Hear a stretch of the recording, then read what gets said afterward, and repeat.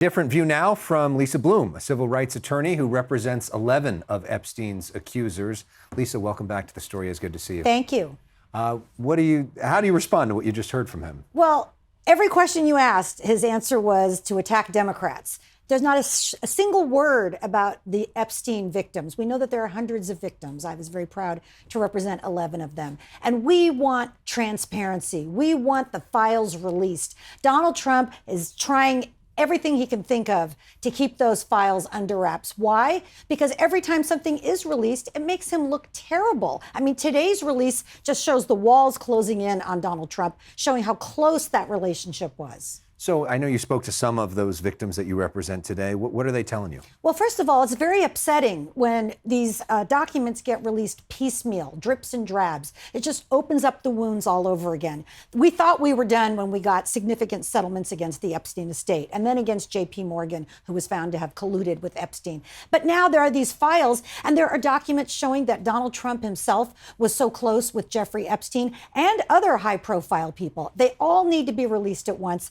That's the only way to respect the victims. So there's some 20,000 pages released today. Yeah. A lot of us are still trying to sort of comb through all of it. Yeah. Is there anything in particular that stood out to you or stood out to your clients? Well, you know, as a litigator, we call that a document dump. When you have to release something embarrassing, release 20,000 pages, maybe that will bury it. But of course, everybody is reading it. What stands out to me is the conversations between Jeffrey Epstein and the writer Michael Wolff, where Epstein is saying, I could finish Trump. Basically, I could destroy him. And that goes back to the secrets that Donald Trump allegedly talks about in that drawing. I mean, what are the secrets? What does he know that he could finish him off? He says that Donald Trump was alone with one of the victims for a couple of hours. I mean, they're clearly talking about the girls. And Epstein is strongly suggesting he's got the goods on Trump.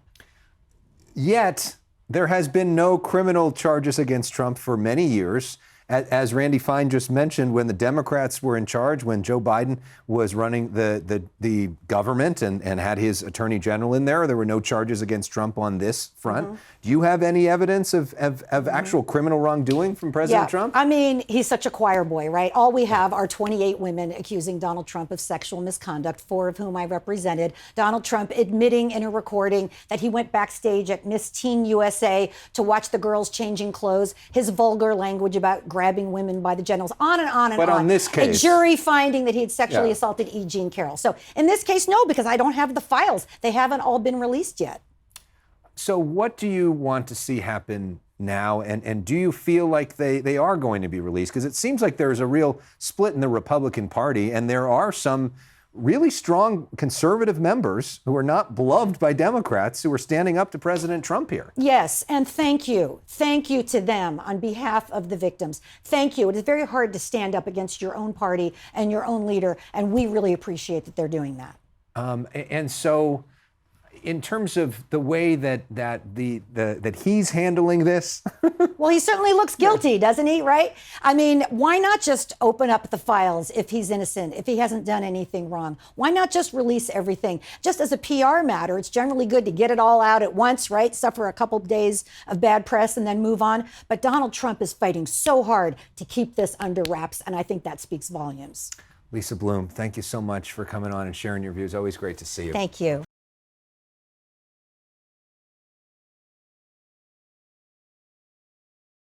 Jeffrey Epstein mentioned Donald Trump by name multiple times in private correspondence over the last 15 years or so.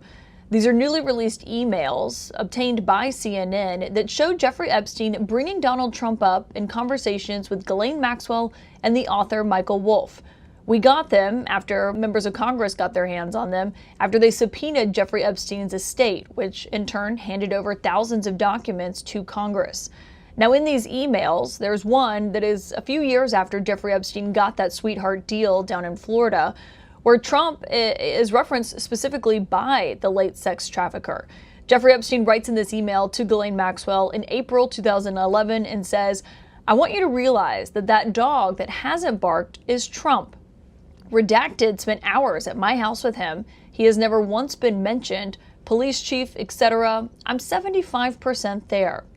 Maxwell responded and said, "I have been thinking about that."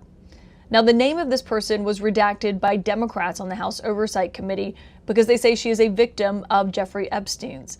But shortly after these emails were released, Republicans on that committee identified her as Virginia Giuffre. She's one of Jeffrey Epstein's most prominent survivors who died by suicide earlier this year. The Republicans are noting that in her book that she wrote, she talks about how she met Donald Trump, but does not accuse him of any wrongdoing. Now, of course, Trump himself is not actually a party to these emails. He is simply only talked about in these emails, and he has denied any wrongdoing and hasn't been accused of any. In another email that was released by the committee, the author Michael Wolff and Jeffrey Epstein are talking when Donald Trump is in office. This is in 2019. And Jeffrey Epstein seems to reference when Trump was saying that he had kicked Epstein out of his Mar-a-Lago club. Epstein writes, "Trump said he asked me to resign. Never a member ever. Of course, he knew about the girls as he asked Ghislaine to stop." Now, that doesn't have any context in this release, but it seems to be a reference to what we actually heard from Trump earlier this year when he said that he kicked Jeffrey Epstein out of his Mar-a-Lago club. The White House says for being a creep, and Trump says because Ghislaine Maxwell was poaching women from his Mar-a-Lago spa.